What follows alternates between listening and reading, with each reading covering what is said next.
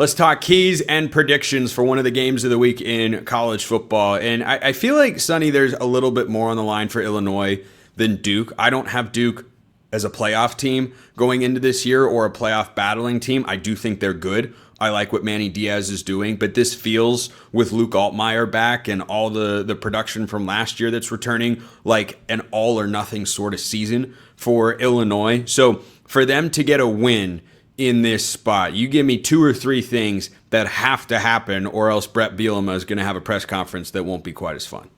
Well, as I kind of referred to in the last segment, is we've got to take the ball out of Mensah's hands. Continue to rush that ball, run it down Duke's throat. If Elon can run on Duke, then I feel confident that Illinois, they did have some issues on the right side of their offensive line in that first game, and Bret Bielema actually called them out. He literally said during the halftime show, we have a right guard who's trying to lose his job.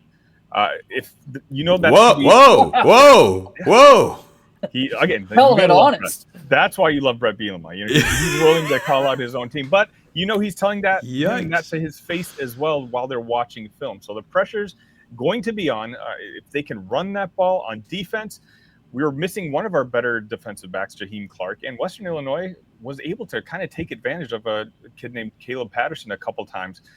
If Western Illinois' quarterback can do that, Mensah can absolutely do that. So it's a 50-50 whether Jaheim Clark's going to be able to come back.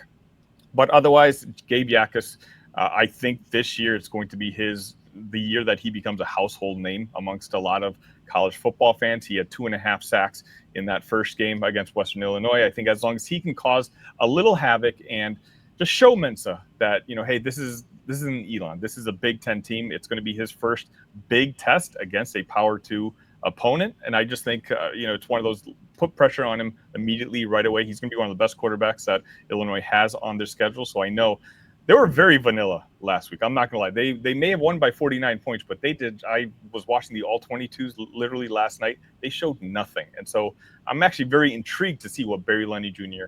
and defensive coordinator Aaron Henry have lined up for this game on Saturday. That quote might catch some people off guard, and first of all, that is Bret Bielema, to Sonny's point, but quite frankly, I can think of a program in Tuscaloosa that could use a little direct accountability like that at the moment and seems to be lacking it on an institutional level. So, JJ, was Manny Diaz going to the podium and taking shots at any of his players last week after Elon?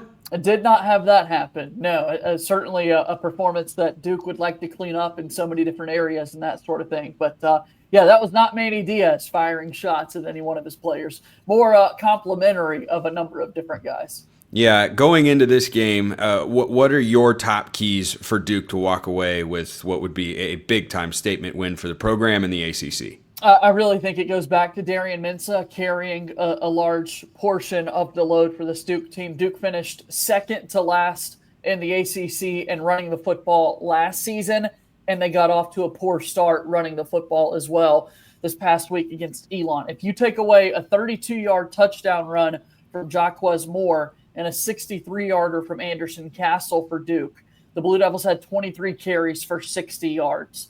Abysmal with what they were able to do on the ground, and it put more pressure on Darian Mensah, who with his arm did deliver. So I think if Duke can get a little bit more out of the running game, that's certainly going to help them. But more than anything, I actually do think it's on the Duke defense to step up to the test against Illinois, because at some point Mensah is going to deliver and give you some points. The concern would be that your defense doesn't stand tall and you've dug yourself too big of a hole for Mensah to get you out of it. Sonny, I say X factor for Illinois to win this game, and you say what? Aiden Lawfrey. Again, or Caden Fagan. Again, I keep cheating. But I assume that's Aiden Lawfrey? Aiden Lawfrey. Okay, I heard in-law. Did you hear in-law, JJ? A little bit. Yeah. Okay, I heard like in-law free. I'm like, what is in-law free? What I'm so confused. Sorry. Yeah, we're going to go with it's that running back room. Aiden Lawfrey, Caden Fagan, and Khalil Valentine. If those guys can get the yardage that I think that they can get, then I just don't know how Duke is going to be able to keep up. JJ, same question. X factor. I'd go Quayshawn Brown with what he's able to do for Duke in the passing game for Darian Mensah. Also as a punt returner, he had a couple of electric plays and took a punt return back for a touchdown against Elon. So Quayshawn Brown is definitely the player to watch out for Duke this weekend.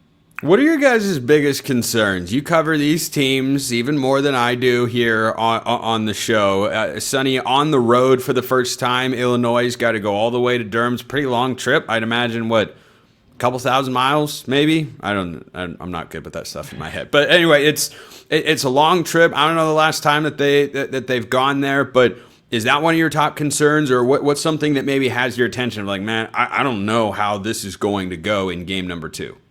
Well, simply Duke is going to have defensive players that can compete with your offense. Western Illinois simply didn't. Western Illinois, again, is one of the worst FCS teams when it comes to football.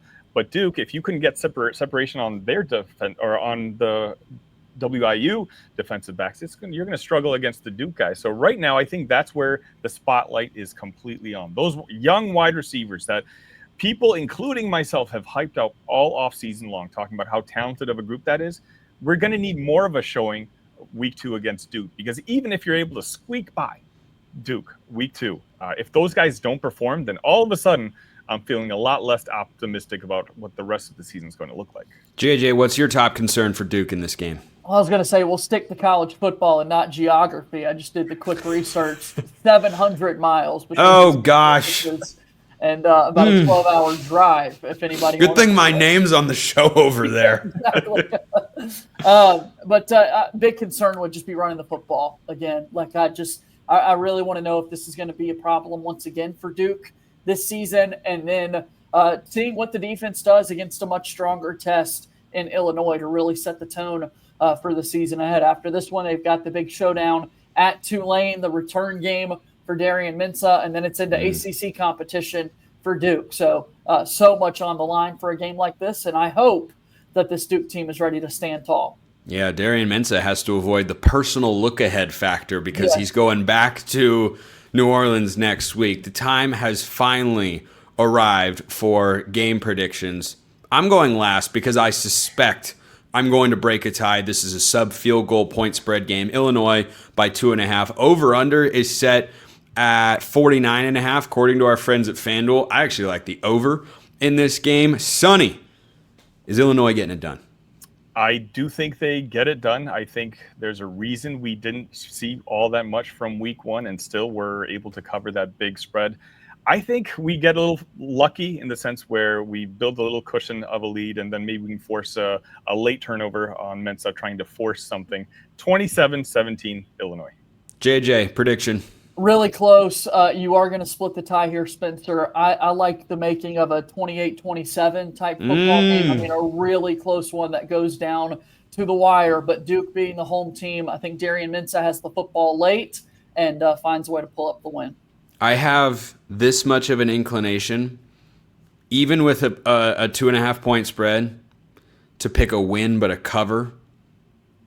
But I'm not going to do it. I'm taking Illinois 31-27 to knock off the Blue Devils and get it done for the Big Ten. We shall see which prediction rings to be true. By the time Saturday comes to a close, Sonny Verma, Locked On Illini, JJ Jackson, Locked On Blue Devils. Check them out. They do a great job covering both of these teams. Appreciate everyone listening. I will see you next time. And until then, hope you all have a wonderful rest of your day.